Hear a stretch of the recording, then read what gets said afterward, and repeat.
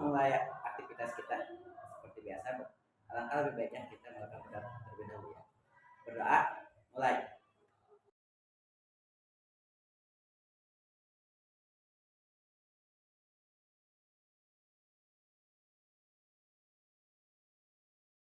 Selesai. Sebelum mulai kegiatan belajar, saya mau absen terlebih dahulu ya. Siapa saja yang nggak masuk hari ini?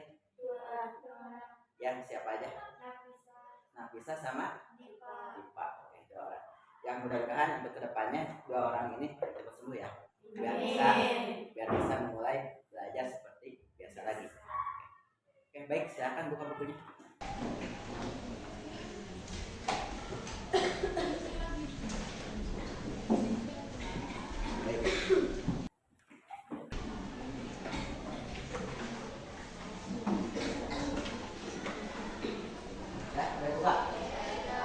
Baik, sekarang kita buka pelajaran tentang bab 1 Pancasila sebagai dasar negara.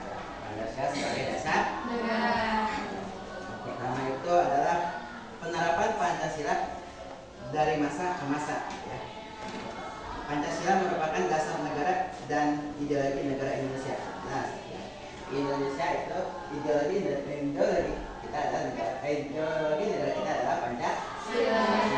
Yang mana Pancasila ini mencakup dari semua aspek, baik itu dari semua golongan, baik itu suku Sunda dan sebagainya, agama. Kenapa ideologi kita ada Pancasila? Karena semua itu mencakup ya. Yang contohnya Pancasila yang pertama adalah dasar Pancasila yang pertama adalah ketuhanan yang Maha Esa. Ya, ketuhanan yang Maha Esa adalah mencakup dari semua agama yang ada di dan sebagainya ya. Dan untuk selanjutnya adalah masa awal kemerdekaan Indonesia ya. Masa awal kemerdekaan Indonesia itu adalah yang pertama, pada awal kemerdekaan penerapan Pancasila sebagai dasar negara dan pandangan hidup menghadapi berbagai masa. Ada beberapa upaya untuk mengganti Pancasila sebagai dasar negara ya. Jadi ideologi Pancasila ini tidak semulus apa yang kita bayangkan ya. Semua itu ada kendalanya ya. Ada pemberontakan, ada penghalangan ya. Tidak seperti apa yang kita bayangkan. Berarti dari awal kemerdekaan sampai itu bahwa Pancasila yang kita bayangkan itu adalah ya berjalan seperti biasa saja. Akan tetapi semua itu ada hambatannya, ada penolakan, ada pemberontakan ya. Yang pertama adalah pemberontakan Partai Komunis di pemberontakan komunis di Madiun ya. Itu terjadi pada tanggal 18 September 1948 ya. Pemberontakan PKI Komunis Indonesia di Madiun dipimpin oleh Musso. Tujuan utama adalah mendirikan negara Soviet Indonesia yang berideologi komunis. Jadi mereka menginginkan ya, di Madiun atau Partai Komunis ini menginginkan ideologi Pancasila itu diganti dengan ideologi komunis. Biar apa? Biar mereka tidak mengakui adanya Tuhan. Ya, berdasarkan komunis itu Partai Komunis itu tidak mengakui adanya Tuhan. Maka mereka ingin mendirikan, ya, dan mereka beranggapan bahwa mereka itu kecewa dengan apa? Dengan pemerintahan. Ya, pemerintahan. Kenapa? Karena mereka beranggapan pemerintah itu mengingkari janji-janji pemerintah. Ya, sebelum kemerdekaan itu, karena mereka sebelum itu ada penjajahan untuk kesejahteraan mereka. Maka mereka ketika pemerintah ini janji-janji pemerintah ini tidak tercapai, maka mereka ingin memberontak dan mendirikan Partai Komunis. Oke, baik, lanjut ya. Oke, baik, sampai sini ada ditanyakan dulu. Apa alasan pemberontakan PKI di Indonesia? Nah itu tadi yang saya pelajari sebelumnya.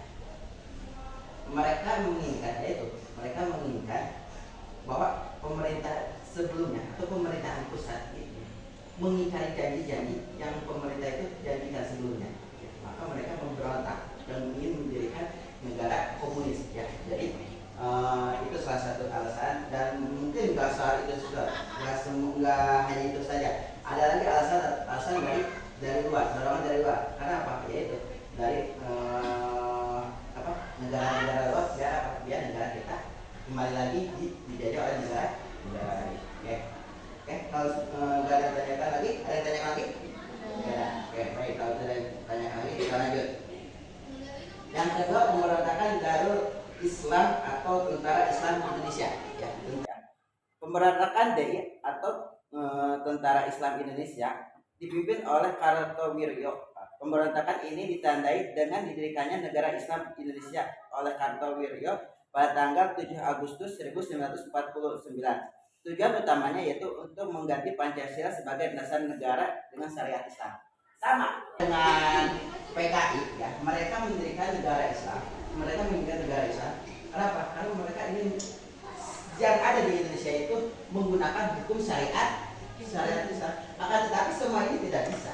Ya. Kenapa tidak bisa? Karena yang memerdekakan Indonesia, yang merebut kemerdekaan Indonesia itu tidak hanya orang yang beragama Islam saja. Semuanya pun ikut peran. Ya. Baik itu non-Muslim dan sebagainya itu ikut peran. Untuk apa? Untuk memerdekakan Indonesia. Ya. Makanya semua itu tidak bisa diterapkan. Walaupun alasannya yaitu tidak puas dengan hasil dari pemerintah itu sendiri, maka mereka menginginkan negara ini menjadi syariat Islam. Hukumnya bukan hukum Pancasila lagi, bukan hukum yang ada bukan mengenai Pancasila lagi, akan tapi dimana semua tentang hukum syariat Islam. Ya. Jadi semua ini tidak bisa. Ya. Dan selanjutnya kita lanjut ya, pemberontakan Republik Maluku Selatan atau RMS. Ya. Pemberontakan Republik Maluku Selatan ini dipimpin oleh Presiden Robert Stephen Smokil pada tanggal 25 April 1950 yang bertujuan untuk membentuk negara sendiri. Ya.